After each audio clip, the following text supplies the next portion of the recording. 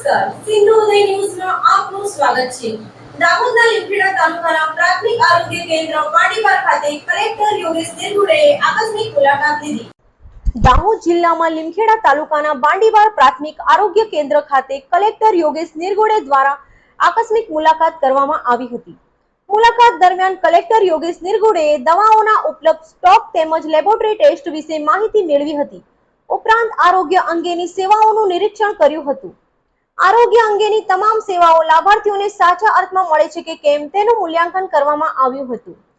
આ મુલાકાત દરમિયાન કલેક્ટર યોગેશ નિર્ગુડે દ્વારા કામગીરીની સમીક્ષા કરી જરૂરી માર્ગદર્શન તેમજ સૂચનો આપવામાં આવ્યા હતા। જે દરમિયાન અધિક મુખ્ય જિલ્લા આરોગ્ય અધિકારી Shilpa Yadav, quality medical officer, taluka health officer તેમજ આરોગ્ય ટીમ ઉપસ્થિત રહ્યા હતા। આજે માનનીય મુખ્યમંત્રી સાહેબની સૂચના મુજબ આખા ગુજરાતમાં બધા જિલ્લા વિકાસ અધિકારીશ્રીઓ અને કલેક્ટરશ્રીઓ દ્વારા એક ગામની મુલાકાત લઈને જુદા જુદા પ્રકારની જો સુવિધાઓ છે ગામડામાં એની ચકાસણી કરવામાં આવી છે। હું અહીંયા સવારે આવીને મારી સાથે આખા ડિસ્ટ્રિક્ટના એડમિનિસ્ટ્રેશનની ટીમ સાથે આવીને બાંડીબાર જો છે એમાં પીએચસીની પણ મુલાકાત લેવામાં આવી। હેલ્થ વિષયક જો સુવિધાઓ છે એની પણ ચકાસણી કરવામાં આવી। લોકોના જો અભિભાવો છે એ પણ લેવામાં આવ્યા કે એમને સેટિસ્ફેક્શન છે કે નહીં।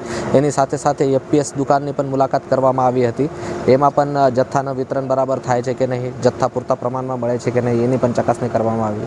આંગણવાડીમાં જઈને ધાત્રી માતાઓ, સગર્ભા બહેનો, કિશોરીઓ અને 6 મહિનાથી લઈને 6 વર્ષ સુધીના બાળકો જો છે એમના બાબતે જો પણ સુવિધાઓ આપવામાં આવી રહી છે એ બધાને મળી રહી છે કે નહીં એને પૂરતી ચકાસણી કરવામાં આવી છે। તેમજ સ્કૂલોમાં જઈને શિક્ષણની ગુણવત્તા, વિદ્યાર્થીઓની હાજરી તેમજ એમને જો મધ્યાહન ભોજન મળે છે એની ગુણવત્તા ચકાસણી કરવામાં આવી છે। તો મોટાભાગે કામગીરી સારી રીતે થઈ રહી છે અને એને વધારે સારી રીતે કરવા માટે આખા વહીવટીતંત્ર જો છે એ ભવિષ્યમાં કામગીરી કરશે।